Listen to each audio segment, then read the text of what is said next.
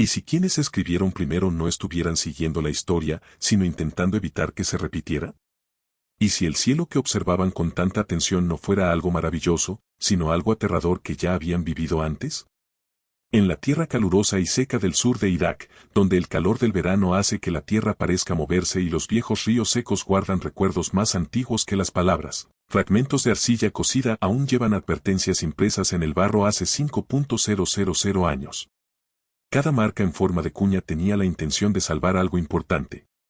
Pero ahora esas advertencias yacen bajo cientos de años de arena y silencio, a la espera de que alguien entienda lo que realmente decían. Así que, antes de que la historia te atrape, tómate un momento para darle me gusta a este video y suscribirte, pero solo si te interesan las historias que mezclan leyenda y supervivencia. Y si sigues aquí, cuéntame en los comentarios desde donde lo escuchas y qué hora es. Quiero imaginar este viejo miedo extendiéndose por todo el mundo, conectándonos a todos en la oscuridad. La historia no comienza con respuestas, sino con confusión. A finales del siglo XIX, exploradores británicos y franceses excavaron en los Tell cerca de Uruk, Lagas y Sippar, esos enormes montículos de tierra que salpican la tierra entre ríos como tumbas de mundos enteros. Sus palas encontraron capas y capas de tablillas de arcilla, miles de ellas, apiladas en habitaciones que habían estado cerradas cuando Roma era un pantano y Atenas un sueño. Eran los registros de los sumerios. Y desde el momento en que se tradujeron esas tablillas, surgió algo inquietante de lo que sabíamos sobre la historia humana. Porque lo que los sumerios dejaron atrás no fue la torpe observación de estrellas de quienes estaban aprendiendo a contarlas. Era ya perfecto, medido y extrañamente exacto. Los primeros mapas estelares aparecen alrededor del 3500 a.C., sin una fase de aprendizaje, sin intentos preliminares ni una mejora lenta. Sus ciclos de Venus eran exactos. Sus predicciones de eclipses podían verificarse con computadoras modernas. Sus mapas estelares reflejaban el cielo exactamente como se veía en su época y como se había visto miles de años antes. Fue como si se hubiera levantado el telón sobre una civilización que comenzó con la mirada fija en el cielo, rastreando patrones que deberían haber tardado miles de años en descifrar. Pero no solo observaban, sino que advertían. Los científicos esperaban registros agrícolas y listas de templos. En cambio, encontraron tablillas que describían estrellas que se cruzan, piedras de fuego del cielo y dioses que traen destrucción desde arriba. Los textos de advertencia decían que cuando la estrella roja sale por el este, el hambre sigue. Los mapas estelares marcaban no solo la posición de los planetas, sino también las temporadas de peligro, momentos en que el propio cielo se convertía en una amenaza. Estos poemas no eran bonitos. Estaban junto a mesas de matemáticas, planos de construcción y horarios de sistemas de agua. El lenguaje era preciso, atento, urgente. Una tablilla encontrada en la biblioteca del templo de Sippar registra una secuencia que los investigadores modernos aún tienen dificultades para explicar. Una cuenta regresiva de eventos celestes seguida de una descripción del viento abrasador que no necesita lluvia y del día en que el horizonte se incendió. Parece menos una leyenda y más como alguien que lo vio suceder. La arcilla recuerda lo que hemos olvidado. Imaginen sostener una de esas tablillas, con su superficie aún áspera por la veta del barro antiguo. Sus cortes en forma de cuña, profundamente marcados por una caña sostenida por una mano que dejó de respirar hace 5000 años. El sistema de escritura que usaban, el cuneiforme, no era solo un alfabeto, sino una forma de contener significado. Cada marca contenía sonido, símbolo y, a veces, múltiples capas de significado. Mediante estas marcas, registraron la medicina, las leyes, las rutas comerciales, las canciones y los movimientos de planetas que la mayoría de las culturas no nombrarían hasta 1000 años después. Un texto enumera el movimiento inverso de Marte. Otro describe el ciclo de 12 años de Júpiter. Un tercero traza la trayectoria de lo que llamaron Nergal, la estrella roja destructora, con una exactitud que sugiere que la habían rastreado a lo largo de generaciones. Y luego están los templos mismos. Cuando los excavadores descubrieron el Sigurat de Ur, encontraron algo inesperado. Sus esquinas se alineaban no solo con el norte, el sur, el este y el oeste, sino también con los puntos de salida de grupos estelares específicos, Tauro, las Pléyades, el cinturón de Orión. Otros templos apuntaban hacia los puntos más intensos de las lluvias de meteoros conocidas. Los edificios no eran simbólicos. Eran útiles. No eran lugares de culto. Eran estaciones de vigilancia diseñadas para rastrear peligros desde el cielo. Los sumerios hablaban de una época anterior a las ciudades, anterior a los reyes, cuando el conocimiento descendía del cielo. Describieron a sus primeros maestros no como ancianos humanos, sino como figuras divinas, Apkayu, los 7 sabios que aparecieron tras el descenso de las aguas y enseñaron a la humanidad a reconstruirse. Los eruditos modernos visten este lenguaje de leyenda, pero la arcilla en sí misma parece más antigua que las historias. Parece como si alguien contara lo que vio. ¿Cómo pudo surgir una civilización tan repentinamente con un conocimiento tan avanzado? La historia se desarrolla lentamente, un descubrimiento se basa en otro, las herramientas se perfeccionan poco a poco, el conocimiento se transmite cuidadosamente de generación en generación. Pero los sumerios rompen ese ritmo. Aparecen en los registros de excavaciones ya capaces de leer y escribir, ya buenos en matemáticas, ya observando el cielo con una intensidad que sugiere que tuvieron que hacerlo antes. Y no eran los únicos que recordaban lo que ocurría. Al comparar los relatos sumerios del diluvio con los de fuentes acádicas, hebreas, hindúes e incluso centroamericanas, los científicos encontraron el mismo orden, un desastre que aniquilaba el mundo, fuego del cielo, oscuridad que duraba días, aguas que arrasaban ciudades y un puñado de supervivientes a quienes se les dijo que preservaran lo que había sucedido antes. Estas no eran historias prestadas. Eran recuerdos compartidos. ¿Cómo podían culturas separadas por océanos y miles de años describir el mismo patrón de desastre? Quizás porque el desastre fue real. Quizás porque la supervivencia requería recordar. En el Museo del Antiguo Oriente Próximo de Berlín, un cilindro de arcilla reposa tras un cristal protector. Su superficie está cubierta de densa escritura cuneiforme, una dedicatoria para un templo dedicado a Inanna, diosa del lucero vespertino. Pero entre las frases ceremoniales, destaca una: esta es la restauración de lo que era antes. Restauración, no creación, no invención. La palabra significa herencia, continuación, recuerdo de algo perdido. Es una admisión discreta de que incluso los sumerios se consideraban no pioneros, sino herederos de un conocimiento que les precedió, conocimiento que había sobrevivido a algo tan terrible que requería reconstrucción. Y si observas con atención ciertas tablillas, aún puedes verlas, huellas dactilares impresas en la arcilla húmeda antes de la cocción, los singulares remolinos y crestas de un escriba que vivió hace 6.000 años. Esa persona sostuvo esta advertencia, dio forma a estas marcas y las transmitió a través del tiempo, sin saber si alguien las entendería, pero con la esperanza de que alguien las escuchara. A veces, lo más importante de un mensaje no es lo que dice, sino lo que presupone que ya sabes. Las tablillas sumerias no explican por qué el cielo es peligroso. Presuponen que lo recuerdas. No justifican la necesidad de estar vigilando constantemente. Presuponen que lo entiendes. Registran ciclos, patrones repetitivos, horarios de retorno, como si sus lectores ya supieran que ciertos objetos regresan, que ciertas estaciones conllevan mayor riesgo, que el cielo mismo sigue un ritmo de amenaza y alivio. Esa suposición, esa familiaridad casual con el peligro cósmico, es lo que hace que el silencio en torno a estos textos sea tan denso. De noche, cuando los museos cierran y la luz artificial se desvanece en las vitrinas, imagino esas tablillas respirando en la oscuridad, cada una conteniendo un fragmento de memoria de un mundo que ya no podemos ver con claridad. Llamamos a los sumerios el inicio de la civilización. Pero tal vez eran lo que quedaba de algo más antiguo, los sobrevivientes de un mundo que aprendió demasiado tarde a observar el cielo. Y mientras los vientos del desierto pasan sobre las ruinas de Uruk y Eridu, llevando granos de polvo antiguo a otros 1000 años, casi se puede escuchar la pregunta que sus tablillas realmente estaban haciendo: si sobrevivimos al fuego una vez antes, ¿cómo nos aseguramos de que no nos tome desprevenidos otra vez? Así que la pregunta es, ¿qué buscaban? La respuesta está en el polvo mismo. Cuando la expedición de Leonard Woolley llegó a Ur en 1922, sus trabajadores ya llevaban semanas retirando cientos de años de arena compactada.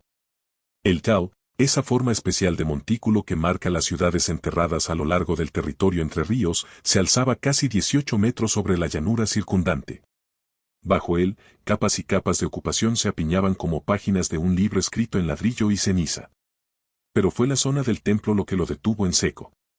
La plataforma de cimentación del Sigurat apuntaba exactamente hacia el amanecer de Sirio.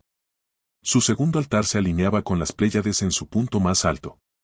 Y talladas en las piedras de la entrada no había oraciones, sino coordenadas, medidas de ángulos preservadas en matemáticas de base 60, el mismo sistema matemático que usamos hoy para dividir círculos y medir el tiempo. Esto no era decoración. Era equipo. Guley escribió en su diario esa noche: no encontramos un templo. Encontramos una estación de vigilancia camuflada en uno. Y no fue el único que lo notó. En el sur de Irak, todas las excavaciones importantes de las décadas de 1920 y 1930 mostraron el mismo patrón. En Eridu, la ciudad habitada ininterrumpidamente más antigua de Same, se habían construido 7 templos uno sobre otro. Cada cimiento se alineaba para seguir la lenta oscilación del eje de la Tierra, un ciclo de 26.000 años que requiere generaciones de observación continua para detectarlo.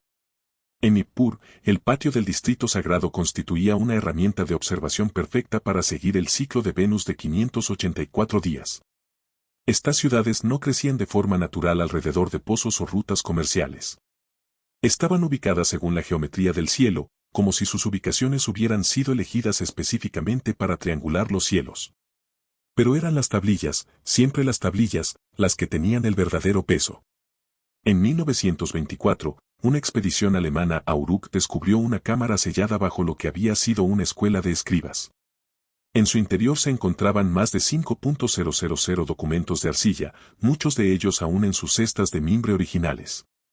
La mayoría eran registros comerciales, recuentos de grano, contratos de trabajo, el papeleo cotidiano de la vida urbana. Pero entre ellos se mezclaban textos de naturaleza completamente distinta. Una serie, posteriormente catalogada como el Enuma Anu Enlil, contenía 70 tablillas dedicadas enteramente a presagios celestiales, no leyendas ni oraciones, sino presagios, predicciones de causa y efecto que vinculaban los sucesos celestiales con consecuencias terrenales. Cuando la estrella roja se ubique en el este, vendrá el hambre. Si la estrella del cruce aparece en el mes de Abu, que el rey fortalezca la ciudad. Cuando la estrella que esparce fuego pase por el toro, que nadie viaje de noche. El lenguaje era preciso, vigilante, desprovisto de adornos ornamentales. Eran documentos de trabajo utilizados por sacerdotes cuya función era predecir el peligro. Y luego estaban los textos más extraños, fragmentos que no encajaban con el patrón. Una tablilla describía la piedra del cielo que cayó en tiempos del rey Lugalbanda, que convirtió el campo en cristal y el río en vapor. Otra registraba el día en que llegó el viento sin nubes y el horizonte ardía aunque no se encendía fuego. Una tercera advertía de la estrella cuya cola se extiende por los cielos como una herida, trayendo consigo la estación del polvo. Durante décadas, los académicos los clasificaron como leyenda, el intento de la mente primitiva de explicar los desastres naturales mediante el castigo divino. Pero entonces alguien revisó las fechas.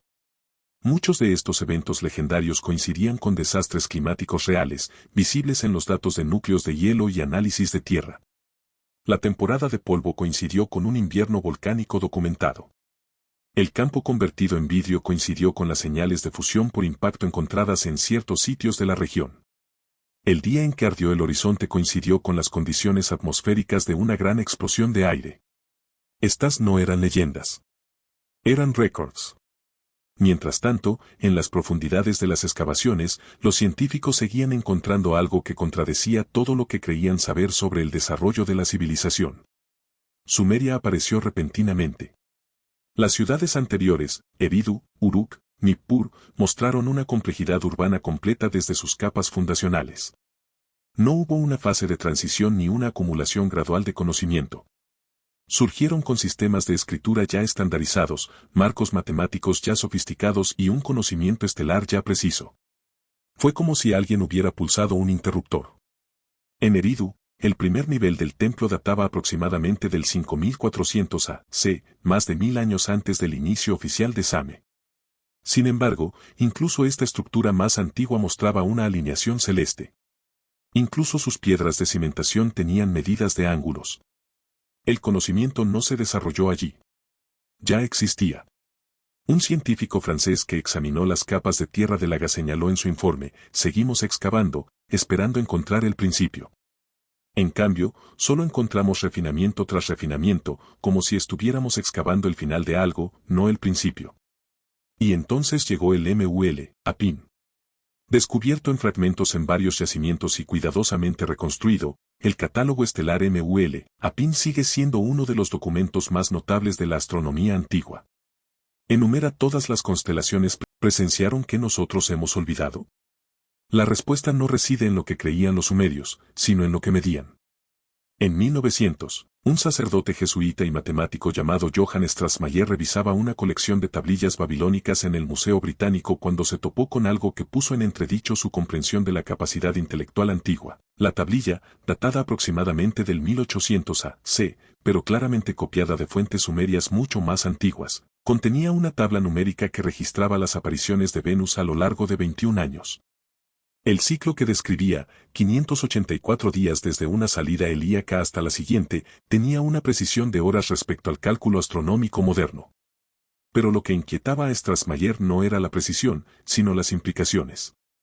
Lograr esta precisión requería observación continua a lo largo de varias generaciones, marcos matemáticos para predecir el movimiento planetario y un compromiso institucional con el registro de datos que sugería que el seguimiento de Venus no era una simple curiosidad académica. Era esencial. La tableta no explicaba por qué.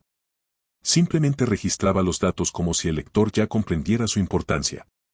Otros investigadores comenzaron a conectar hilos similares. El catálogo Mount-Arecan no solo enumeraba estrellas, sino que rastreaba su comportamiento a lo largo del tiempo. Señalaba que constelaciones salían antes del amanecer durante meses específicos, que planetas se movían retrógrados y que eventos celestes coincidían con los cambios estacionales. Pero ocultos entre estas observaciones se escondían patrones que nada tenían que ver con la agricultura ni la gestión del calendario. Ciertas fechas estaban marcadas con el símbolo sumerio de peligro. Configuraciones estelares específicas estaban señalizadas con advertencias. Y una anotación repetida aparecía por todas partes, la hora en que se abre el cielo. Los astrónomos modernos reconocieron lo que describían los sumerios, lluvias de meteoros. Pero no cualquier lluvia, sino las predecibles. Las Perseidas en agosto, las Leónidas en noviembre y, sobre todo, las Tauridas, entre finales de octubre y principios de noviembre, cuando la Tierra atraviesa un campo de escombros tan denso que los cielos antiguos habrían resplandecido con estrellas fugaces noche tras noche. Los sumerios habían cartografiado estos arroyos con asombrosa precisión. Sus templos no solo estaban alineados con planetas y constelaciones, sino que apuntaban hacia los puntos radiantes de las conocidas lluvias de meteoros, los puntos en el cielo donde parecen originarse las estrellas fugaces. En Ur, la esquina noroeste del Sigurat se alineaba con precisión con el radiante Tauride, tal como aparecía en el año 3000 a.C. En Eridu, las líneas de visión talladas en el patio del templo apuntaban hacia la misma región del cielo durante la máxima intensidad del arroyo. En Nippur, tablillas astronómicas registraban la temporada de lluvia de fuego, con fechas que coincidían con los cálculos modernos sobre cuando el arroyo Tauride alcanzó históricamente su máxima actividad. Esto no era simbolismo religioso. Era una puntería. Pero ¿por qué una civilización seguiría las lluvias de meteoritos con tanta intensidad? La mayoría de las estrellas fugaces se queman sin causar daño en la atmósfera superior, creando tan solo breves rayos de luz.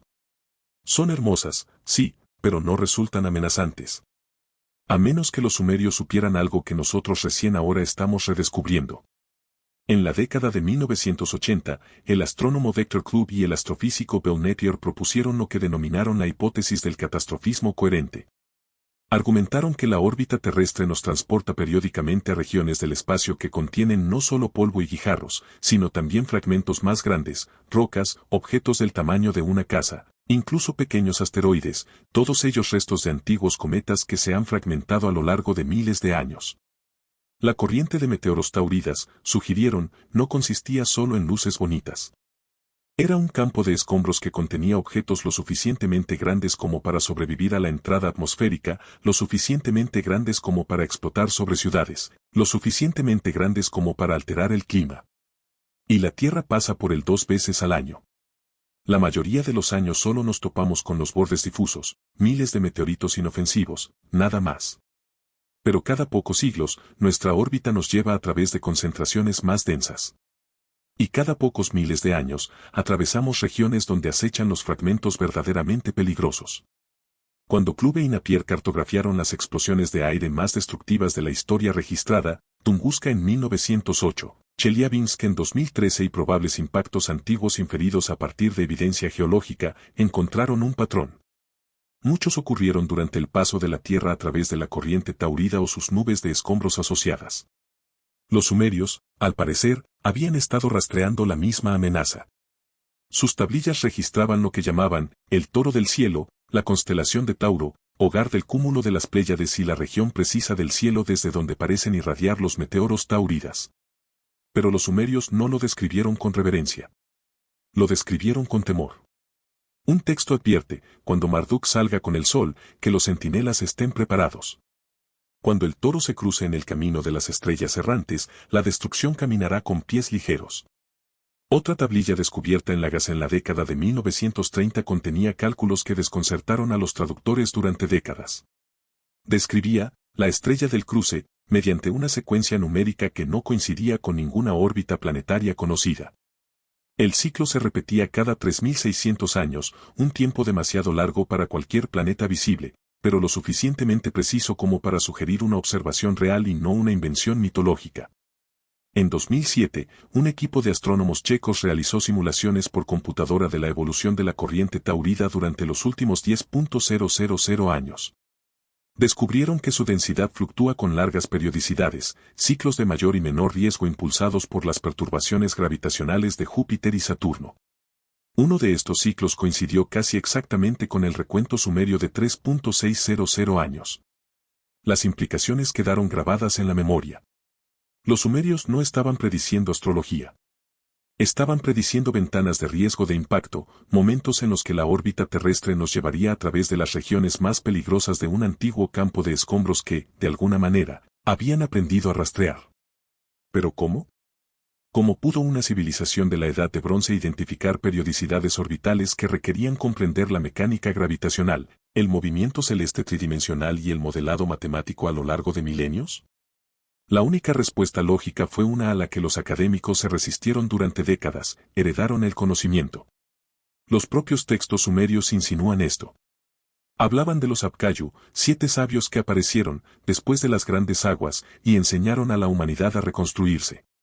Describieron una época, anterior a las ciudades, en la que el conocimiento se daba, no se descubría. Usaban frases como, la cuenta antigua, y, la cuenta desde antes, como si sus marcos astronómicos fueran anteriores a su propia civilización. Y cuando los investigadores examinaron con más detenimiento los primeros textos astronómicos sumerios, descubrieron algo extraordinario. Las posiciones de las estrellas registradas en las tablillas más antiguas no coincidían con el cielo tal como se veía en el año 3500 a.C., sino con el cielo tal como se veía alrededor del año 10800 a.C., el final de la última glaciación. Alguien había estado observando los cielos durante mucho más tiempo del que sugería la historia registrada. Alguien había rastreado estos ciclos a través de catástrofes y colapsos. Y los sumerios habían heredado sus advertencias. Entre las tablillas, ciertos objetos aparecían repetidamente con nombres diferentes, pero con descripciones consistentes: estrellas que regresan, estrellas que cruzan, estrellas que traen calor, el destructor que llega en temporadas. La astronomía moderna ha identificado los objetos reales que probablemente representan estas descripciones: el cometa Encke, un cometa de periodo corto que orbita alrededor del Sol cada 3,3 años y es el cuerpo progenitor de la corriente de meteoros tauridas, el propio campo de escombros de las tauridas, una vasta nube de fragmentos cometarios que la Tierra atraviesa anualmente, posibles restos del enjambre de impacto del Dryas reciente, los objetos que pudieron haber desencadenado el catastrófico regreso a las condiciones de la edad de hielo hace 12.800 años, y otros objetos no identificados aún ocultos en las regiones más densas de la corriente, a la espera de la mecánica orbital que algún día nos permitirá volver a verlos. Los sumerios les habían dado nombres a estos objetos: Nergal, Nibiru, Lugal-Mul. Habían rastreado sus retornos. Habían calculado sus periodos de peligro. Habían construido templos para vigilarlos y creado órdenes sacerdotales cuya única función era mantener el conteo. No porque el cielo fuera sagrado. Porque el cielo era peligroso. ¿Por qué la primera civilización del mundo dedicaría recursos tan extraordinarios a rastrear objetos destructivos a menos que sus antepasados ya hubieran presenciado uno?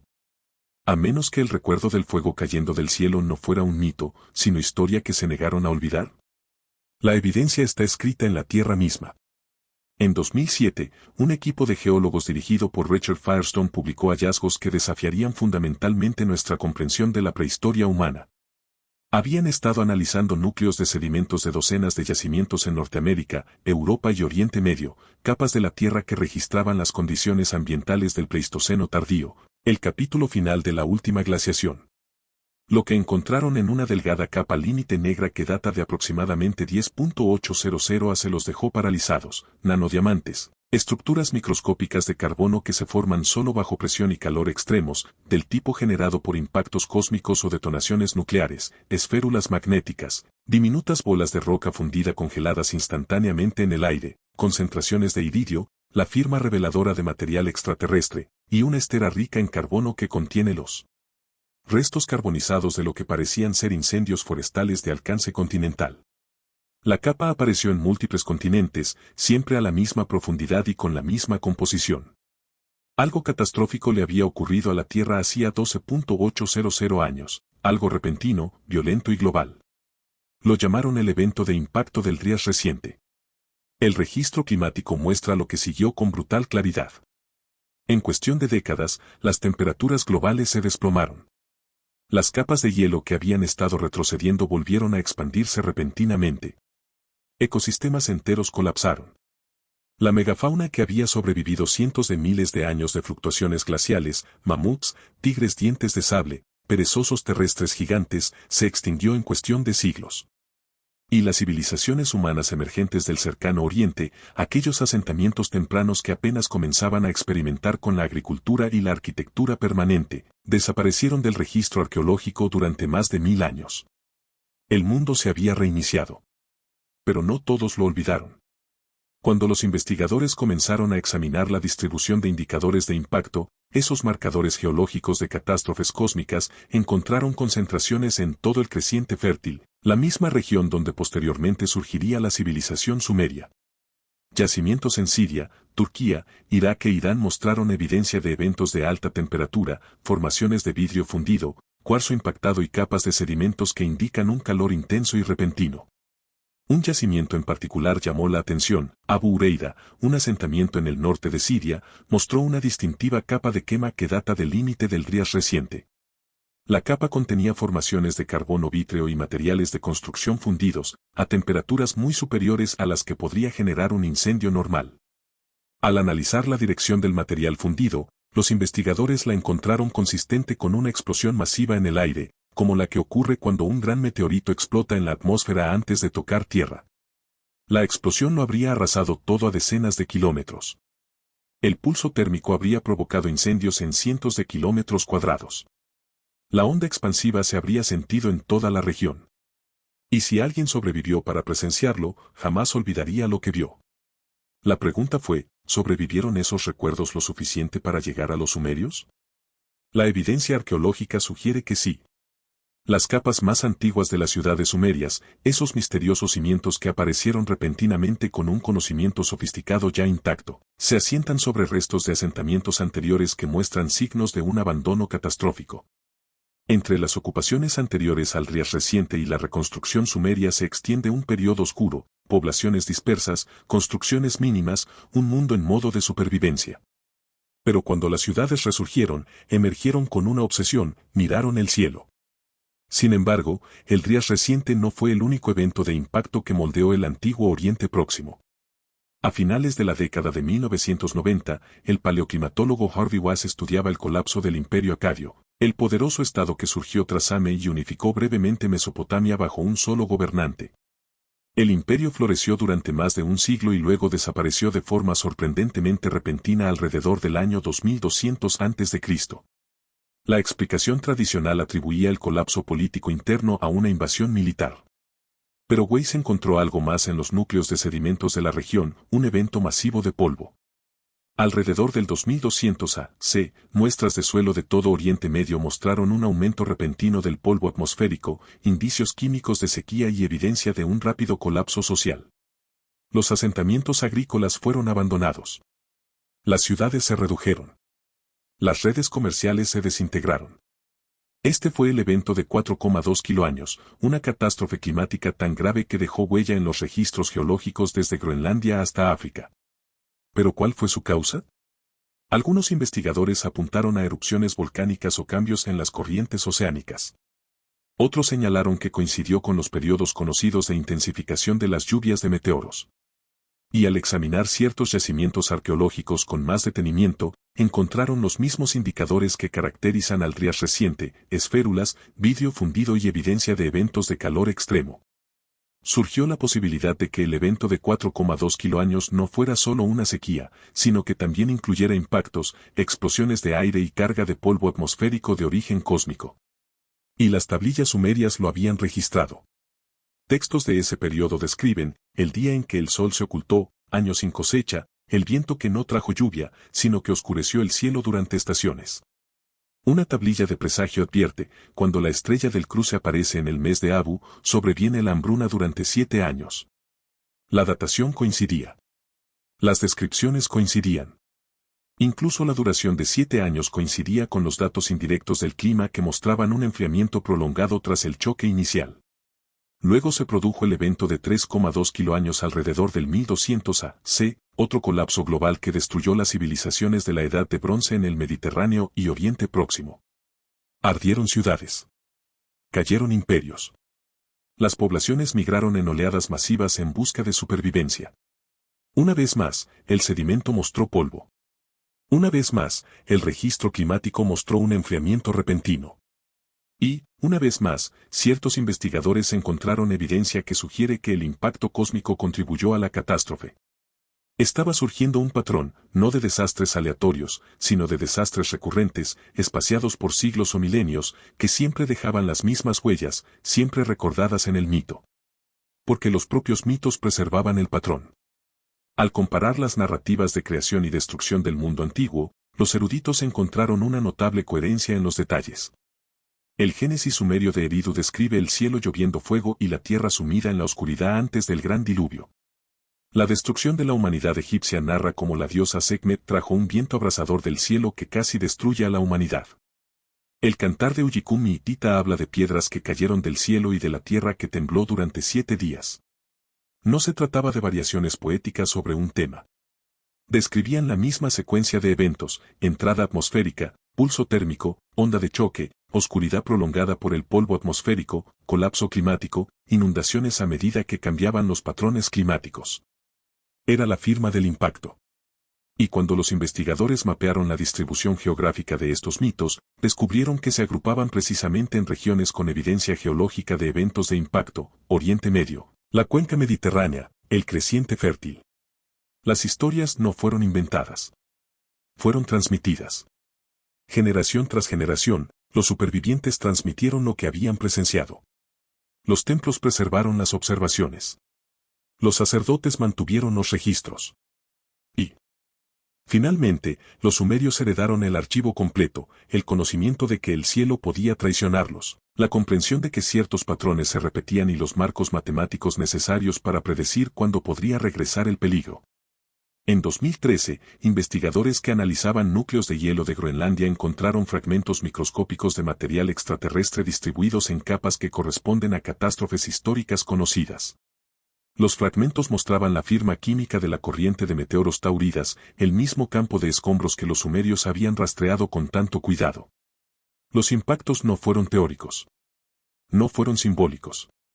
Fueron reales, recurrentes y tan predecibles que una civilización antigua dedicó toda su infraestructura astronómica a observarlos. El registro geológico y el mitológico no se contradecían. Confirmaban la misma terrible verdad: la Tierra atraviesa periódicamente regiones del espacio donde el riesgo de impacto catastrófico aumenta drásticamente. Y los sumerios lo sabían porque sus antepasados lo habían vivido. Si los sumerios heredaron la memoria de impactos pasados, ¿también heredaron instrucciones sobre cómo estar alerta ante el próximo? Y si esas instrucciones sobrevivieron en sus tablillas, si los cálculos, los periodos de peligro, los marcadores celestes aún están allí, preservados en arcilla, ¿qué intentaban decirnos exactamente sobre el ciclo en el que podríamos estar viviendo ahora mismo? La respuesta reside en las propias tablillas. En 1881, el arqueólogo británico Hormuz Rassam descubrió algo extraordinario bajo las ruinas del templo de Chamas en Sippar. La cámara había sido sellada deliberadamente, no abandonada con prisas, sino cuidadosamente cerrada, como si alguien quisiera preservar lo que yacía en su interior para cuando volviera a necesitarse. En su interior se encontraban miles de tablillas, muchas de ellas pertenecientes a una serie conocida como Enuma Anu Enlil, la colección de presagios más extensa y completa del mundo antiguo. La serie llegó a contar con 70 tablillas que abarcaban todos los eventos celestiales imaginables, eclipses, conjunciones planetarias, apariciones de meteoritos, formaciones inusuales de nubes y fenómenos atmosféricos. Durante décadas, los académicos los consideraron supersticiones, el intento de la mente primitiva de encontrar significado a los sucesos celestes aleatorios. Argumentaban que los presagios eran recursos literarios, no observaciones científicas. Pero entonces alguien puso a prueba esa suposición. En 2003, un equipo de astrónomos y asiriólogos, dirigido por John Steele en la Universidad de Durham, comenzó a realizar análisis estadísticos sobre los eventos celestes descritos en el Enuma Anu Enlil. Cruzaron las predicciones de las tablillas con simulaciones por computadora del cielo antiguo, buscando correlaciones entre los eventos predichos y los sucesos astronómicos reales. Lo que encontraron trastocó la creencia popular. Las correlaciones no eran aleatorias. Los presagios correspondientes a las predicciones de eclipses coincidían con los ciclos de eclipses reales con una precisión asombrosa. Las tablillas que describían los movimientos planetarios coincidían con los periodos retrógrados reales. Y lo más sorprendente es que las advertencias sobre estrellas peligrosas y fuego del cielo coincidían con precisión con los periodos pico de las corrientes de meteoros conocidas. No eran invenciones literarias. Eran predicciones prácticas basadas en siglos de observación acumulada. Pero fue el propio lenguaje lo que reveló algo más profundo. Las tablillas no describían eventos celestiales con la vaga poesía del mito. Usaban terminología técnica, mediciones angulares precisas, marcadores estacionales y conteos de duración. Una sección describe una estrella cuya trayectoria cruza 7 divisiones celestes en el mes de Tisrei, trayendo consigo la temporada de polvo y la pérdida de grano. Cuando los investigadores calcularon qué objeto podría cruzar 7 divisiones celestes, aproximadamente 70 grados de cielo, en un solo mes, solo cabía una posibilidad, un cometa en un tipo específico de órbita, uno que lo acercara a la Tierra durante el otoño. Los sumerios no describían dioses. Describían la mecánica orbital. El catálogo Moudarek-An reveló aún más. Este compendio, cuyas copias más antiguas datan de alrededor del año 1000 a.C., pero claramente derivan de fuentes mucho más antiguas, no solo enumeraba constelaciones, sino que también registraba periodicidades.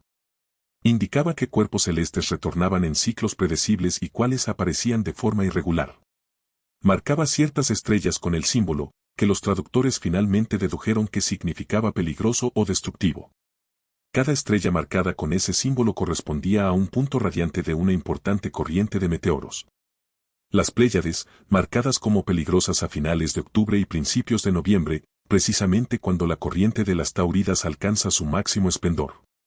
La constelación Mun-Mul, el cúmulo estelar, se señalaba como amenazante durante las estaciones en las que la Tierra atraviesa regiones densas de escombros. Aldebarán, conocida como la estrella roja que trae hambruna, visible durante los periodos de anomalías climáticas conocidas. No eran asociaciones mitológicas. Eran advertencias de peligro.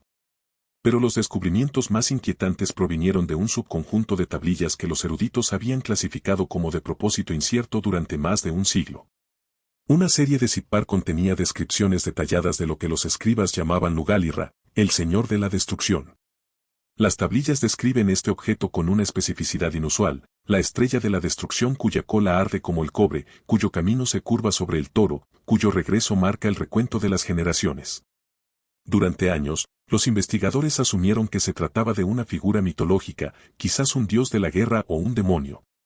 Pero al examinar el lenguaje descriptivo con más detenimiento, se dieron cuenta de que no coincidía con nada de la mitología mesopotámica.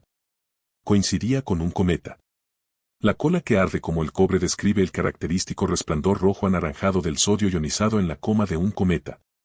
La trayectoria que se curva hace referencia a la trayectoria curva que trazan los cometas en el cielo al girar alrededor del Sol. Y el toro es Tauro, la constelación asociada con la corriente de meteoros tauridas. La tablilla continuó proporcionando cálculos, una serie de números que describían periodos orbitales, intervalos de conjunción y ciclos de retorno. Cuando los astrónomos convirtieron estos números de la notación sumeria de base 60 a valores modernos, descubrieron algo extraordinario. Los cálculos describían el periodo orbital del cometa Encke, El cuerpo progenitor de la corriente taurida, con un margen de error inferior al 1%. Un escriba de la Edad de Bronce había documentado la mecánica orbital de un cometa específico con una precisión casi moderna. ¿Pero cómo? La única explicación lógica era la herencia observacional. Alguien, en algún lugar, había rastreado este objeto a lo largo de múltiples retornos que abarcaban siglos o milenios, y ese conocimiento se había preservado y transmitido hasta llegar a las academias de escribas de Same. Luego, en 2007, una estudiante de posgrado llamada Sarah Coy catalogaba fragmentos de la colección Sipar del Museo Británico cuando encontró algo que había sido archivado incorrectamente como documento administrativo. Era un texto de presagio, pero diferente a cualquier otro. La mayoría de las tablillas de presagio usan el tiempo pasado o presente. Cuando apareció la estrella roja, sobrevino el hambre. Esta tablilla usaba exclusivamente el tiempo futuro. Cuando la estrella del cruce regrese a la senda del toro en el año en que hayan caído 3 reyes, la destrucción recorrerá la tierra. La tablilla proporcionó entonces un cálculo cronológico, una cuenta regresiva basada en ciclos lunares, años solares y el ciclo de precesión de los equinoccios. Cuando Covey calculó los cálculos con la ayuda de consultores astronómicos, se dieron cuenta de que la tablilla proyectaba aproximadamente 1800 años hacia adelante desde la fecha de su composición. Fue una predicción, no un récord. Y la configuración celestial que describía, la alineación de Venus con las Pléyades durante un nodo lunar específico mientras la Tierra atravesaba la corriente taurida, habría representado un escenario de máximo riesgo cuando convergieron simultáneamente múltiples factores de peligro. Los escribas estaban intentando pronosticar una ventana de impacto casi 2 milenios en el futuro. Otros textos predictivos surgieron de las colecciones de museos una vez que los investigadores supieron qué buscar. Una tablilla de Uruk describía la época en que el fuego volverá al conde cuando el rey de Akkad deje de gobernar, una referencia que databa la predicción en algún momento posterior al colapso acadio en el 2200 a.C. Otra de Nippur advertía sobre el viento abrasador que llega sin nubes en la generación en que el mar se traga las ciudades. No se trataba de profecías vagas. Eran predicciones específicas vinculadas a cálculos astronómicos y cronologías históricas. Pero el texto más escalofriante provino de un fragmento descubierto en los archivos de la Universidad de Pensilvania, olvidado durante décadas porque su estado dificultaba su traducción. Cuando finalmente fue descifrado, decía, esto está escrito para quienes vendrán después. Cuando la cuenta llegue a su fin, cuando la estrella del cruce regrese al punto de partida, observa el cielo al amanecer en la estación de la luz moribunda. Si surge fuego donde no debería haberlo, sabe que el tiempo de advertencia ha terminado. Lo que sigue no se puede desviar, solo sobrevivir. Que quienes lean estas palabras se preparen como se prepararon nuestros padres, como se prepararon los suyos antes de que subieran las aguas.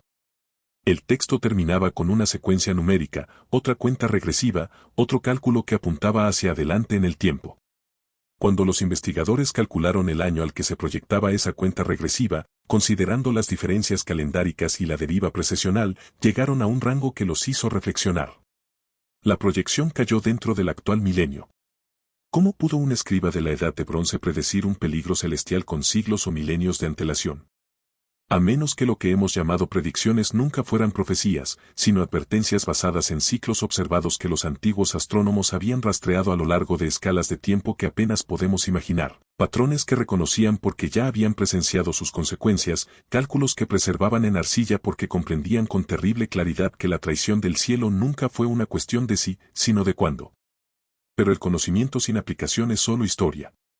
Los sumerios no se limitaban a registrar estos ciclos, sino que organizaban toda su sociedad para supervisarlos. En 1922, cuando Leonard Woolley cartografió por primera vez el complejo del templo de Ur, notó algo peculiar en la arquitectura del zigurat. La estructura había sido reconstruida varias veces a lo largo de los siglos, pero cada iteración conservaba las mismas relaciones angulares. Las esquinas apuntaban a referencias celestiales idénticas. Las escaleras se alineaban con los mismos hitos del horizonte.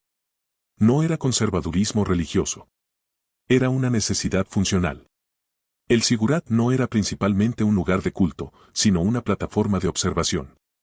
Desde la cima, los sacerdotes podían rastrear la salida y puesta de los principales objetos celestes a lo largo del horizonte.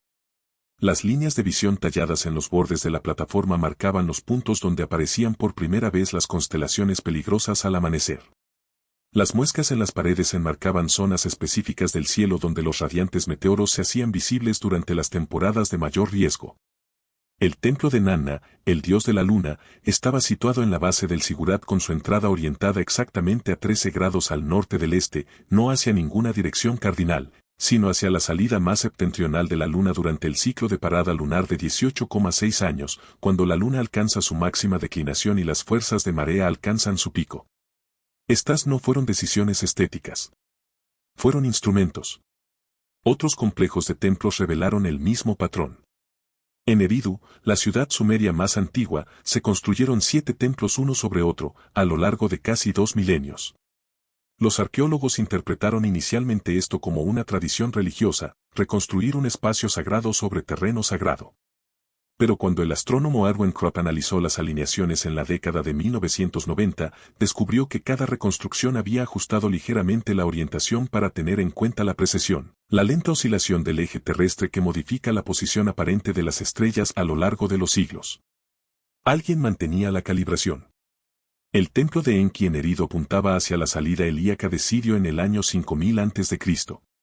Para el año 3000 a.C., la precesión había desplazado el punto de salida de Sirio casi 2 grados. La siguiente reconstrucción del templo corrigió esta desviación, reorientándolo para seguir la nueva posición de Sirio. Los sacerdotes no preservaban la tradición. Actualizaban el equipo. Y no se trataba solo de la arquitectura. Los propios rituales codificaban la cronología astronómica. El Festival Akitu, la ceremonia religiosa más importante de Same, se celebraba durante el equinoccio de primavera, cuando el día y la noche se equilibraban. Pero ocultos en los textos rituales se escondían detalles curiosos que no encajaban con la interpretación espiritual. La ceremonia duró exactamente 11 días. Durante ese tiempo, los sacerdotes debían realizar observaciones al amanecer, mediodía, atardecer y medianoche. Registraban la posición de Venus, Marte, Júpiter y la Luna. Anotaban la aparición de cualquier luz inesperada en el cielo.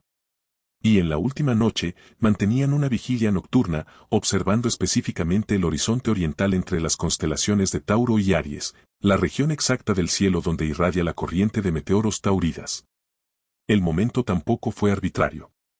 El equinoccio de primavera marcó el momento en que la órbita terrestre comenzó a transportarlo hacia la corriente diurna de las Tauridas, la porción del campo de escombros que encontramos a finales de junio y principios de julio, aunque con menor densidad que la corriente de otoño. El festival no celebraba la primavera. Marcaba el inicio de la temporada de mayor riesgo. Otros festivales seguían el mismo patrón. Las ceremonias otoñales en Uruk se celebraban a finales de octubre, precisamente cuando la corriente de las Tauridas alcanzaba su máxima intensidad. Los festivales lunares coincidían con los periodos de peligro de eclipse. La fiesta del fuego coincidía con el pico de la lluvia de meteoros de las Perseidas. Lo que los eruditos habían interpretado como un calendario agrícola o una celebración estacional era en realidad un calendario de observación del cielo, un sistema de alerta temprana que abarcaba toda la civilización disfrazado de obligación religiosa. Pero quizás lo más revelador fue el propio sacerdocio. Los sacerdotes sumerios no eran elegidos por su devoción espiritual. Eran seleccionados por su capacidad matemática y se les capacitaba en observación astronómica. Las escuelas de escribas enseñaban geometría, cálculo y mecánica celeste, además de mitología y rituales. El currículo incluía instrucción detallada sobre la identificación de diferentes tipos de meteoros, la distinción entre planetas y estrellas y el cálculo de periodos orbitales. El sacerdocio era un aprendizaje en astronomía aplicada. Y la mitología que enseñaban tampoco era arbitraria. Cuando los investigadores comenzaron a analizar las características e historias de los dioses sumerios, encontraron algo inquietante. Cada deidad principal no correspondía a virtudes humanas ni a fuerzas naturales, sino a amenazas celestiales específicas. Enlil, señor del aire, no era un dios del viento, era la personificación de las ondas de choque atmosféricas. Sus mitos lo describían como portador del viento que arrasa las ciudades, la tormenta sin lluvia, y el aliento que oscurece el sol. Estas no eran metáforas del clima. Eran descripciones de explosiones aéreas, la detonación explosiva de meteoritos en la atmósfera que genera ondas de choque supersónicas capaces de derribar edificios a kilómetros del lugar del impacto. Nergal, gobernante del inframundo, no gobernaba la muerte, sino el fuego de abajo, la destrucción sobrecalentada asociada a los impactos. Su símbolo era la tierra quemada. Su animal sagrado era el león, que representaba la llama consumidora. Y sus festivales se celebraban durante las estaciones en las que el riesgo de impacto aumentaba estadísticamente. Inanna, diosa del amor y la guerra, se asociaba con Venus, pero no con Venus, la romántica estrella vespertina.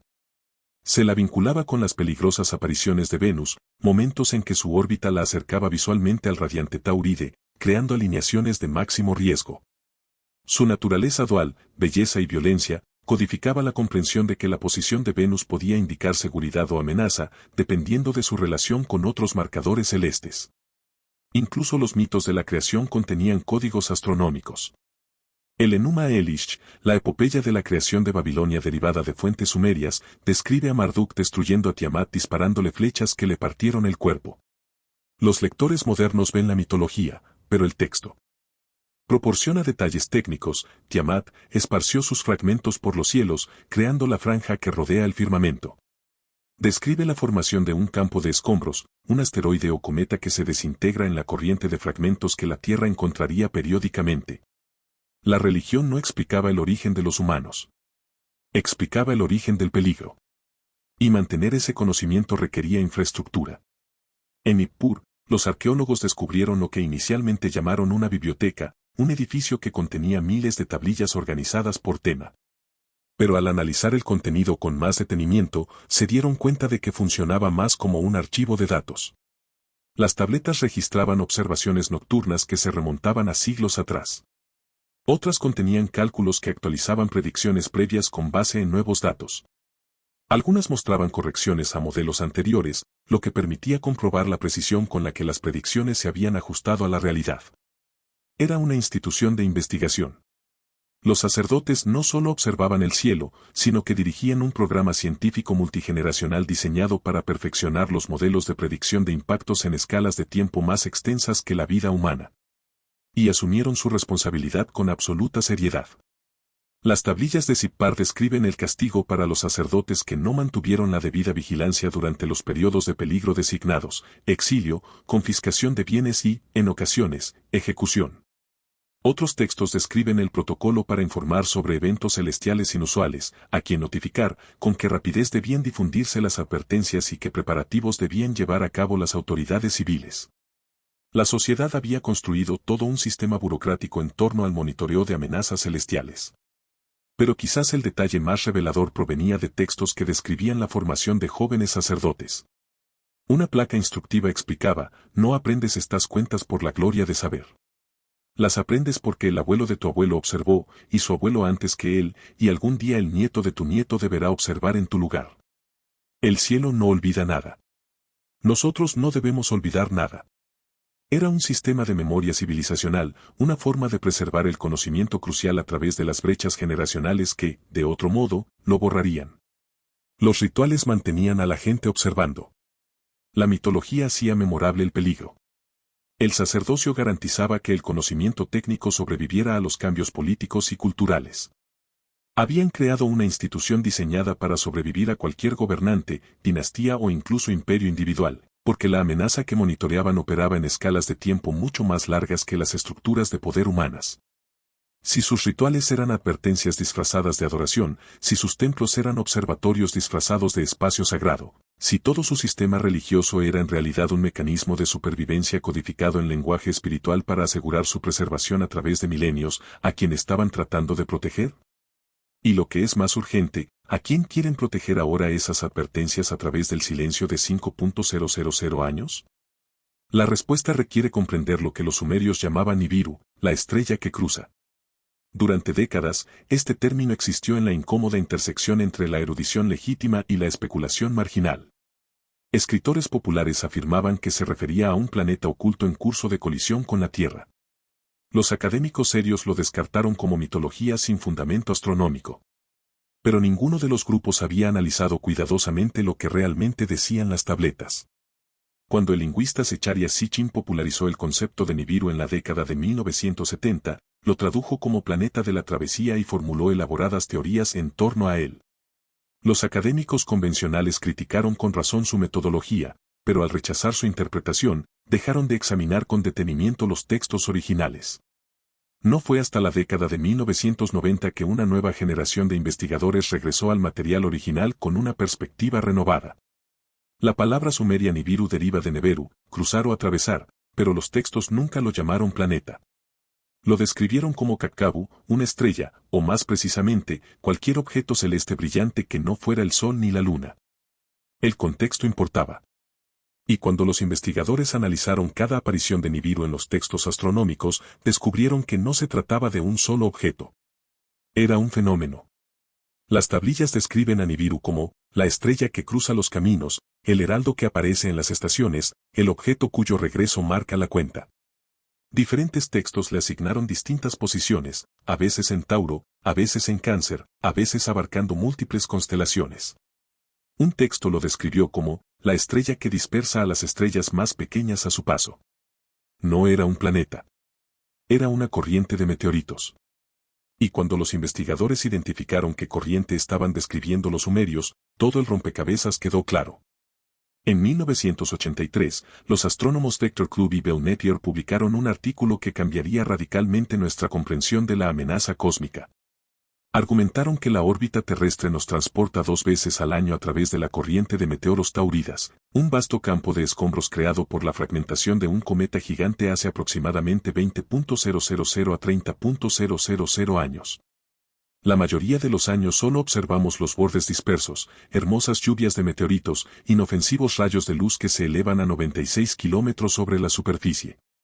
Pero los escombros no están distribuidos uniformemente. Las perturbaciones gravitacionales de Júpiter y Saturno crean nodos densos, regiones donde los fragmentos se agrupan, incluyendo objetos lo suficientemente grandes como para sobrevivir a la entrada atmosférica. La órbita terrestre nos lleva ocasionalmente a través de estos nodos. Cuando eso sucede, no vemos lluvias de meteoritos vistosas. Experimentamos lo que los rusos experimentaron en 1908 sobre Tunguska, una explosión masiva que arrasó 800 millas cuadradas de bosque con la fuerza de una explosión de 15 megatones, o lo que los testigos describieron en Chelyabinsk en 2013, cuando un meteorito explotó sobre la ciudad con una energía 30 veces superior a la de la bomba de Hiroshima, destrozando ventanas en 6 ciudades y dejando a más de 1.600 heridos. Ambos eventos ocurrieron cuando la Tierra pasó por la corriente Tauridas. El campo de escombros de la corriente es enorme. La Tierra tarda semanas en atravesarlo por completo. Lo encontramos 2 veces al año, las tauridas diurnas, de finales de junio a principios de julio, y las tauridas nocturnas, de finales de octubre a principios de noviembre. La corriente otoñal es más densa, más peligrosa y está perfectamente ubicada para que la observen los antiguos observadores. Su punto radiante, el punto celeste donde parecen originarse los meteoros, se encuentra en la constelación de Tauro, entre las Pléyades y la brillante estrella roja Aldebarán.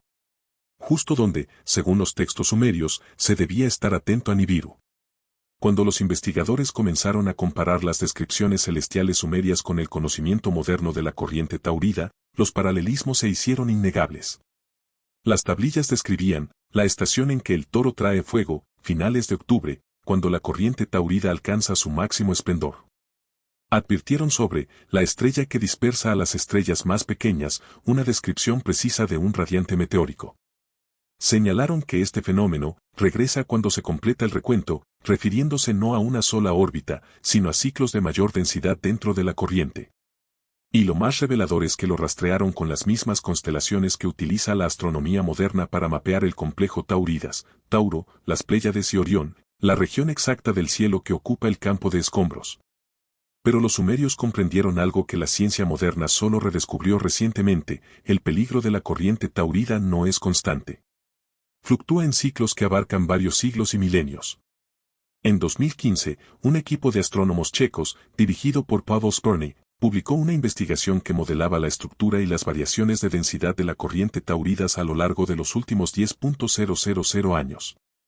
Mediante simulación gravitacional y mecánica orbital, descubrieron que la corriente experimenta una intensificación periódica, momentos en los que la órbita terrestre se interseca con concentraciones más densas de escombros. Estos periodos de intensificación ocurren aproximadamente cada 2.500 a 3.000 años, impulsados por la gravedad de Júpiter, que atrae fragmentos hacia órbitas más compactas. Durante estos periodos, el riesgo de impacto aumenta en órdenes de magnitud. Se vuelven probables pequeñas explosiones en el aire. Se vuelven posibles grandes explosiones en el aire. Los eventos que alteran la civilización se vuelven estadísticamente probables. El equipo de investigación identificó varios periodos históricos de probable intensificación de las Táuridas, alrededor de 10.800 AC, el límite del Ries reciente, alrededor de 4.200 AC, alteración climática de la Edad del Bronce temprana, alrededor de 2.200 AC, el evento de 4,2 kiloaños y el colapso acadio, y proyectado hacia adelante dentro del milenio actual. Cuando los arqueoastrónomos compararon estas fechas con los cálculos del ciclo sumerio, surgió algo notable. El periodo de 3.600 años mencionado repetidamente en los textos astronómicos no correspondía a la órbita de un planeta. Era aproximadamente el intervalo entre los principales picos de intensificación de las Táuridas, el retorno que los sumerios seguían. Las matemáticas no eran perfectas, pero se acercaban lo suficiente como para sugerir que los sumerios habían identificado el patrón mediante la astronomía observacional a lo largo de muchas generaciones. Sabían que el peligro se presentaba en ciclos. Sabían cuando la Tierra era más vulnerable. Y construyeron toda su infraestructura de observación del cielo en torno a la monitorización de esas ventanas. Pero la corriente de las Táuridas planteaba otro problema que la hacía particularmente aterradora para los observadores antiguos, la visibilidad. A diferencia de las amenazas de asteroides que se aproximan desde direcciones aleatorias, los restos de las Táuridas viajan aproximadamente en la misma trayectoria orbital que la Tierra. Esto significa que fragmentos peligrosos se aproximan desde la dirección del Sol durante la corriente diurna o desde el cielo crepuscular durante la corriente nocturna, direcciones donde son difíciles de detectar hasta los últimos momentos antes del impacto. Los sumerios lo comprendían. Sus textos de advertencia insistían repetidamente en observar al amanecer y en la penumbra los momentos precisos en que los objetos tauridos se harían visibles contra el cielo, que se iluminaba o se oscurecía. No pretendían ser poéticos. Daban instrucciones prácticas de observación. Una tablilla de Uruk ofrece una guía detallada, cuando el toro salga con el sol en el mes de Arasanu, que los centinelas estén preparados al amanecer. Si aparece fuego en el cielo oriental antes del sol, si la luz cruza sin sonido, que cede la alarma de inmediato. Lo que venga llegará con rapidez. Describe la firma visual de un meteoro entrante, brillo sin sonido, que llega más tarde debido a la diferencia de velocidad entre las ondas de luz y sonido, que aparece al amanecer desde el este a finales de octubre o principios de noviembre, Arasanu en el calendario sumerio, cuando el radiante Taurida sale con el sol. Este es un protocolo de evaluación de amenazas, no una mitología. Investigaciones modernas han confirmado que la corriente de las Táuridas contiene objetos de tamaño suficiente como para representar una amenaza real para la civilización. En 2019, el sondeo Atlas de la NASA identificó múltiples asteroides dentro del complejo de las Táuridas, de entre 200 y 400 metros de diámetro, lo suficientemente grandes como para que un impacto atmosférico liberara energía equivalente a cientos de megatones, capaz de devastar regiones enteras. Estos objetos existen en órbitas que los acercan periódicamente a la trayectoria de la Tierra. La mayoría de los acercamientos son seguros, pero la mecánica orbital nunca es perfectamente estable. Los encuentros cercanos con planetas, las perturbaciones gravitacionales y las colisiones dentro del propio campo de escombros pueden empujar los fragmentos hacia trayectorias que se intersecan. Las Táuridas no son una amenaza teórica. Son un peligro confirmado con un historial documentado de impactos y un calendario futuro de encuentros cercanos ya cartografiado por la astronomía moderna. Y los sumerios lo sabían. Cuando los investigadores recopilaron todas las referencias relacionadas con las Táuridas de las tablillas sumerias y las compararon con la comprensión moderna de la estructura del arroyo, las variaciones de densidad y la historia de impactos, descubrieron que los textos antiguos habían preservado un conocimiento notablemente preciso, el momento estacional correcto, finales de octubre/principios de noviembre, para el máximo peligro.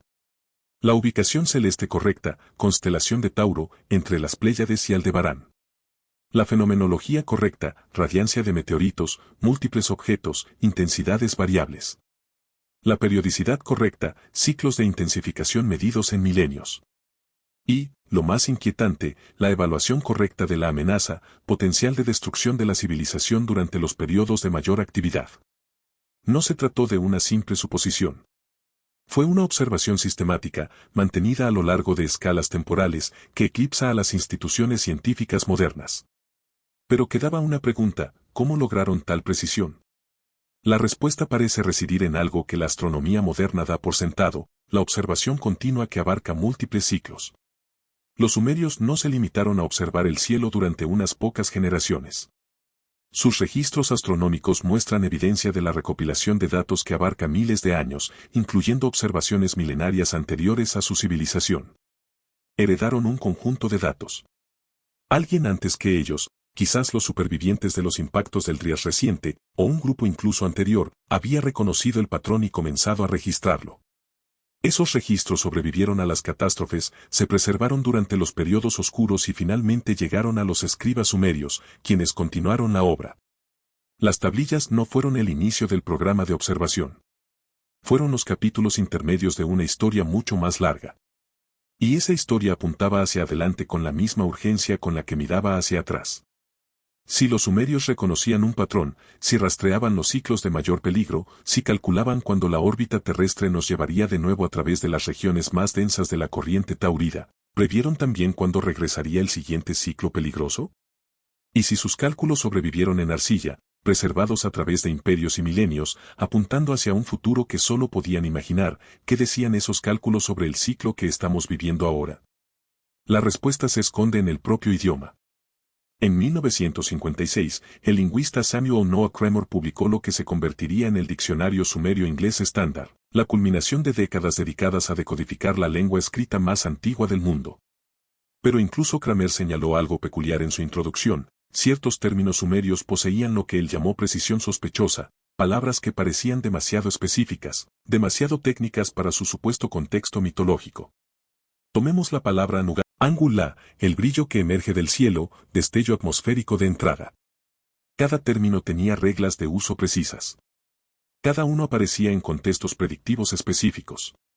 Juntos, formaban lo que un lingüista denominó taxonomía del desastre cósmico, un sistema de clasificación sistemático para diferentes tipos de amenazas celestiales y sus características observables. Pero los descubrimientos más reveladores provinieron del análisis de textos paralelos, tablillas donde se registraron los mismos eventos tanto en sumerio como en acadio posterior.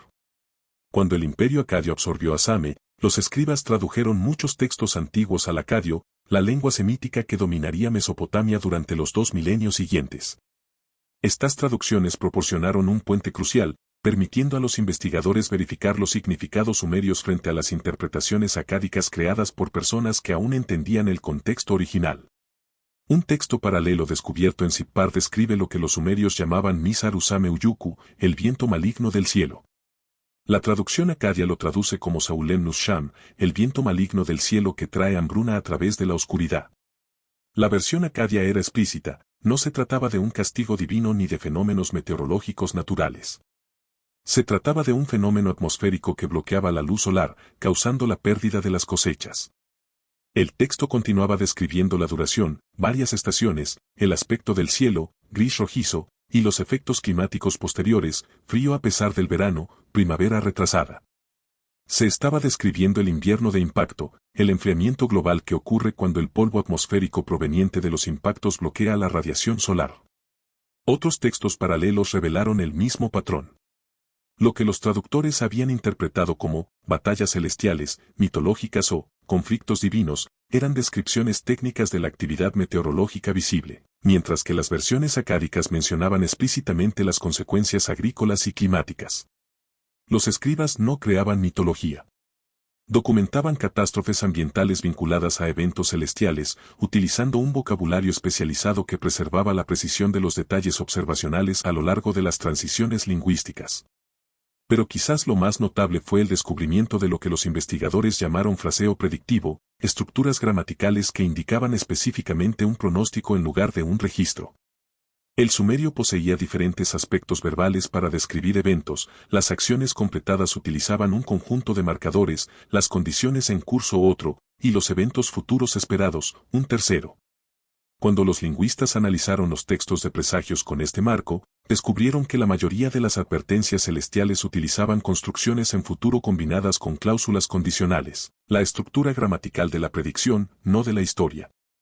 Una tablilla de Nippur lo demostró claramente, Mulhir Tab Kinana, que 4 Dal A Am 3 U 4-7, KMHUL, Gal 2, la Am 3, palabra por palabra, estrella en ataque cuando luna con cruces y, día 7 en el mal existirá ciertamente. Traducción estándar: cuando la estrella impactante cruce el camino de la Luna, la destrucción caerá en la séptima estación. La gramática era inequívoca. No describía algo que ya había sucedido, sino que predecía algo que ocurriría cuando se alinearan condiciones celestes específicas. Y el texto proporcionaba esas condiciones con precisión astronómica. La estrella en huelga aparecía en conjunción con la Luna durante una fase particular, con la consecuencia de manifestarse en la séptima estación, aproximadamente 2 años después, lo que permitía efectos climáticos retardados por la carga de polvo atmosférico. Cuando los investigadores consultaron los catálogos astronómicos modernos, encontraron que los únicos objetos que podían plausiblemente cruzar la trayectoria de la Luna y coincidir con las descripciones sumerias eran cometas o grandes fragmentos de corrientes de meteoritos que pasaban por el espacio, cercano a la Tierra, exactamente el tipo de objetos del complejo Tauridas. El Enuma Ano Enlil contenía docenas de predicciones similares, cada una utilizando las mismas estructuras gramaticales, cada una proporcionando configuraciones celestiales específicas y cada una proyectando consecuencias hacia el futuro en el tiempo basándose en patrones observados. Pero una serie de tablillas llevó la predicción a un nivel extraordinario. Conocidas como las tablillas de conteo, por su uso intensivo de secuencias numéricas, estos textos parecían calcular ventanas de riesgo futuras combinando múltiples ciclos celestes, nodos lunares, retornos de Venus, conteos del año solar y la precesión de los equinoccios. Las matemáticas eran complejas y requerían el seguimiento de docenas de variables a lo largo de siglos. Una tablilla de Uruk contenía un cálculo que abarcaba 1440 años, 40 ciclos completos del periodo de conjunción Venus-Júpiter de 36 años, aparentemente diseñado para identificar cuando se alineaban simultáneamente varios factores de riesgo. El texto concluía: al completarse el recuento, cuando todos los caminos se crucen, el fuego volverá como lo hizo en el tiempo de los padres, antes de las aguas. Antes de las aguas era un punto de referencia sumerio constante, su término para la era antediluviana, el tiempo antes de que el diluvio del Rías reciente transformara el mundo. El texto vinculaba explícitamente las predicciones futuras con esa antigua catástrofe, lo que sugería que los escribas comprendían que estaban rastreando el mismo fenómeno recurrente que había devastado a sus antepasados.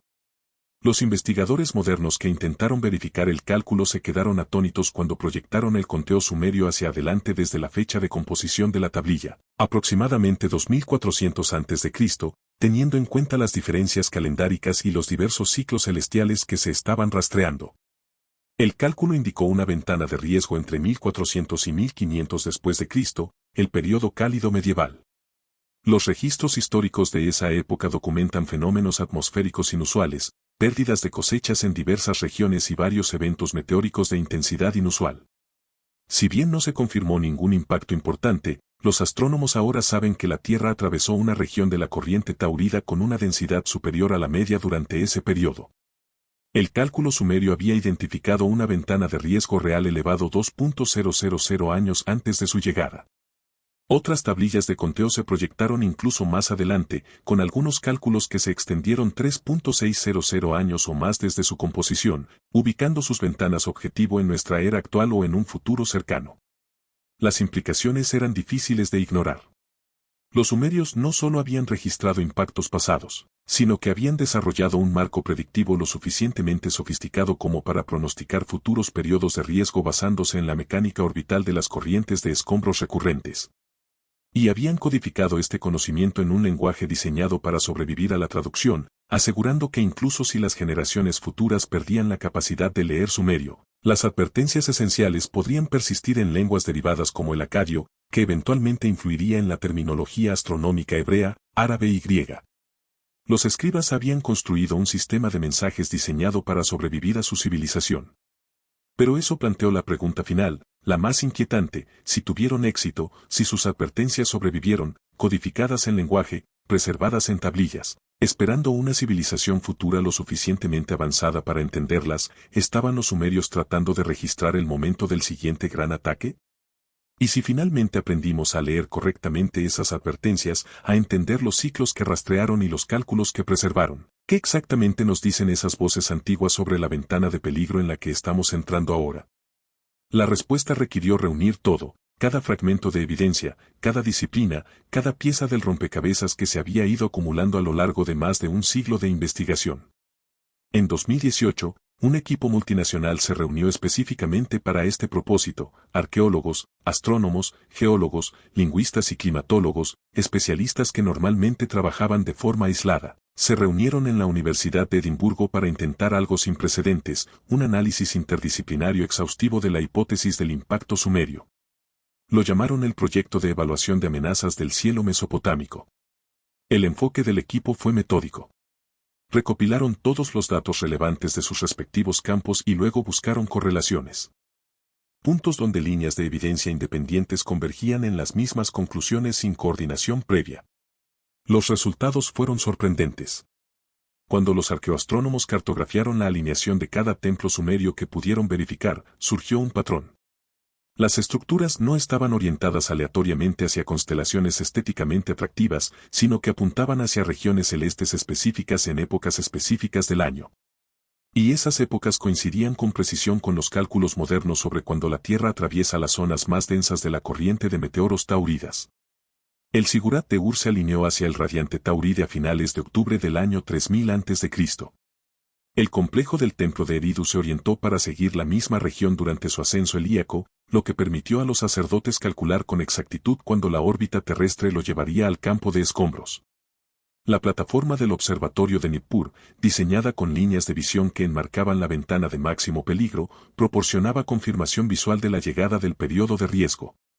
No se trataba de decisiones religiosas. Se buscaban soluciones a un problema de rastreo. Mientras tanto, los lingüistas que analizaban el catálogo Moudaret-Gan notaron algo notable.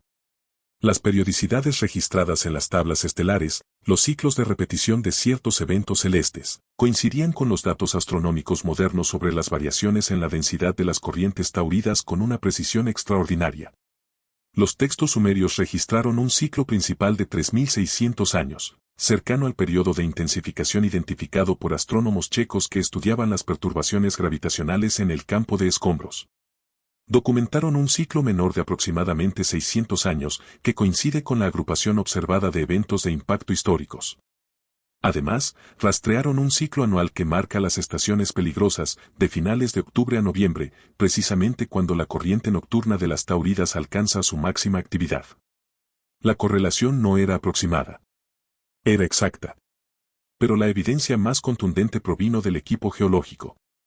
Habían pasado meses analizando núcleos de sedimentos, muestras de hielo y depósitos de suelo de todo Oriente Medio, buscando indicadores de impacto, las huellas físicas dejadas por catástrofes cósmicas.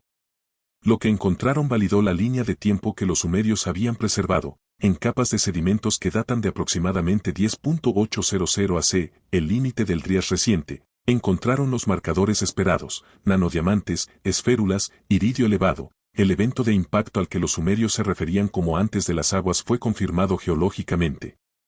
En depósitos de la era acadia de alrededor de 2200 a.C., el evento de 4,2 kiloaños, encontraron evidencia de eventos de calor extremo, carga de polvo atmosférico y cambio climático repentino. El colapso que las tablillas describen como la estación de oscuridad dejó cicatrices físicas en la Tierra.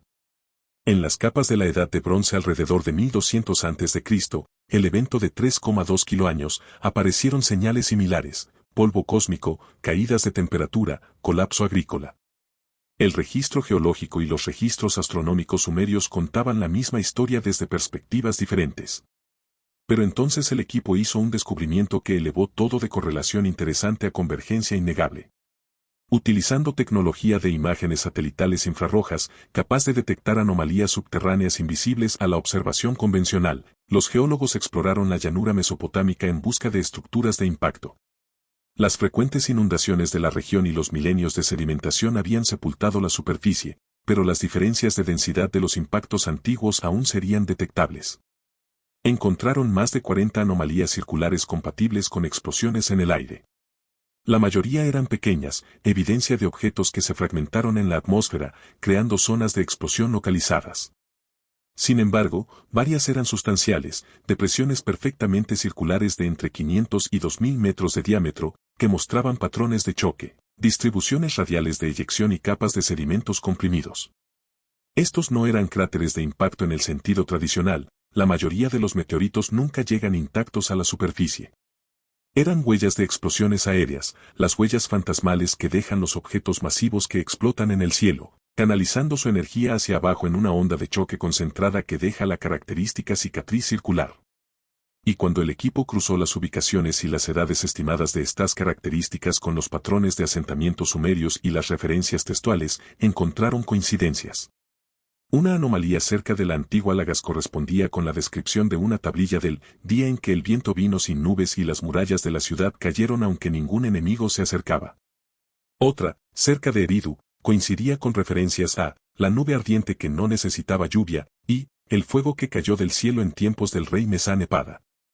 Una tercera firma, especialmente grande al noroeste de Uruk, coincidía con la fecha y ubicación aproximadas a las que se hace referencia en los textos que describen la piedra que convirtió la arena en vidrio y el río en vapor. La mitología no era simbólica. Era testimonio de testigos presenciales preservado a lo largo de milenios. Cuando el equipo de climatología agregó sus datos, muestras de núcleos de hielo que mostraban partículas elevadas de polvo cósmico durante los mismos periodos, registros de anillos de árboles que indicaban eventos de enfriamiento repentino y análisis de polen que revelaban muertes rápidas de la vegetación, el panorama quedó completo. Todas las evidencias independientes apuntaban a la misma conclusión: la Tierra había experimentado impactos cósmicos recurrentes a lo largo de la civilización humana. Estos impactos seguían patrones predecibles vinculados a los encuentros con corrientes de escombros. Y los sumerios, de alguna manera, habían identificado y rastreado esos patrones con notable precisión. El equipo publicó sus hallazgos en 2019. La conclusión del artículo fue mesurada pero clara: la convergencia de evidencia arqueológica, astronómica, geológica, lingüística y climatológica sugiere que los textos astronómicos sumerios representan un sofisticado intento de monitorear y predecir el riesgo de impacto cósmico basado en observaciones empíricas que abarcan varios milenios. La precisión de sus identificaciones de ventanas de riesgo, en comparación con el modelado moderno de las corrientes tauridas, indica un nivel de conocimiento astronómico previamente no atribuido a las civilizaciones de la Edad de Bronce. En términos académicos, fue lo más cercano a ellos tenían razón que permite el ámbito académico. Pero la sección final del artículo planteó una pregunta que el equipo de investigación no pudo responder: los cálculos sumerios proyectaban tanto hacia adelante como hacia atrás. Sus tablillas de conteo identificaban futuras ventanas de riesgo con base en los ciclos que rastreaban. Y cuando esas proyecciones se ampliaron utilizando la comprensión astronómica moderna del comportamiento del complejo taurido, varios cálculos apuntaron a periodos de riesgo elevados a finales del siglo XX y principios del XXI. Astrónomos modernos que estudian la corriente de las tauridas llegaron a conclusiones similares de forma independiente. Simulaciones por computadora mostraron que la órbita terrestre nos transportaba a través de regiones cada vez más densas del campo de escombros durante esta era.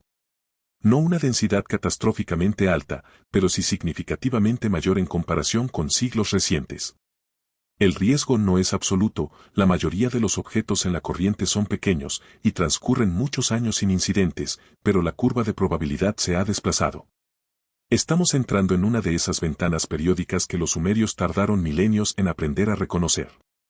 Y entramos en ella en gran medida inconscientes. Sin la infraestructura institucional de observación del cielo que construyeron. Sin los programas de observación multigeneracionales que mantuvieron. Sin la memoria cultural que mantuvo a su civilización alerta ante un peligro cuya existencia la mayoría de la gente moderna desconoce. Rastrearon estos ciclos porque comprendieron lo que apenas estamos empezando a reaprender: los impactos no son accidentes cósmicos aleatorios dispersos uniformemente en el tiempo profundo. Se agrupan en periodos impulsados por la mecánica orbital, creando ventanas de alto riesgo que regresan con una regularidad predecible. Resulta que vivimos en una de esas ventanas. Si los antiguos registraron verdaderamente ciclos de peligro cósmico, si sus cálculos identificaron con precisión los patrones que ahora estamos confirmando con la astronomía moderna, si sus advertencias estaban destinadas a llegar a través del tiempo a las civilizaciones que eventualmente poseerían la tecnología para comprenderlas, ¿en qué ciclo estamos viviendo ahora? Y lo que es más urgente, ¿estamos preparados para aquello sobre lo que los sumerios pasaron 3.000 años intentando advertirnos? En 2022, la Oficina de Coordinación de Defensa Planetaria de la NASA publicó una discreta actualización de su evaluación de la amenaza de los objetos cercanos a la Tierra. El análisis confirmó lo que astrónomos independientes han estado rastreando durante años. Entre 2030 y 2040, la órbita terrestre nos llevará a través de la mayor concentración de la corriente de meteoros tauridas observada en más de 2 siglos. La cronología coincide con las proyecciones sumerias con una precisión inquietante. Sus tablillas describieron el regreso de las piedras ardientes durante un periodo en el que convergen múltiples ciclos celestiales, la misma convergencia que, según cálculos modernos, ocurrirá en las 2 décadas siguientes.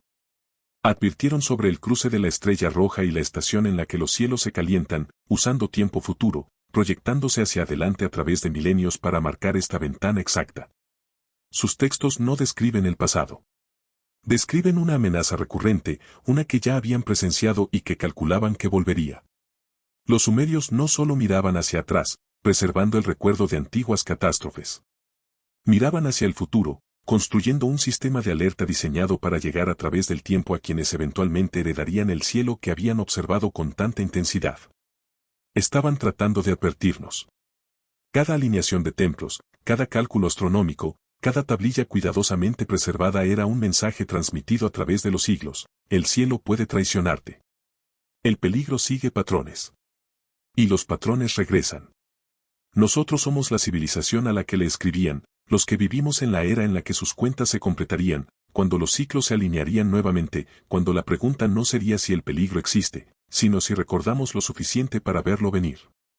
Así que, mientras te deslizas hacia el sueño esta noche, en algún lugar entre el sueño y la historia, piensa en los antiguos escribas que imprimían advertencias en arcilla húmeda a la luz de una lámpara, sabiendo que nunca verían el futuro que estaban tratando de proteger, confiando en que alguien, algún día, finalmente entendería lo que ellos habían pasado vidas aprendiendo a reconocer. Si los sumerios registraron el último gran impacto antes de que ocurriera, ¿estamos viviendo ahora en la era que ellos temían que volviera a ocurrir?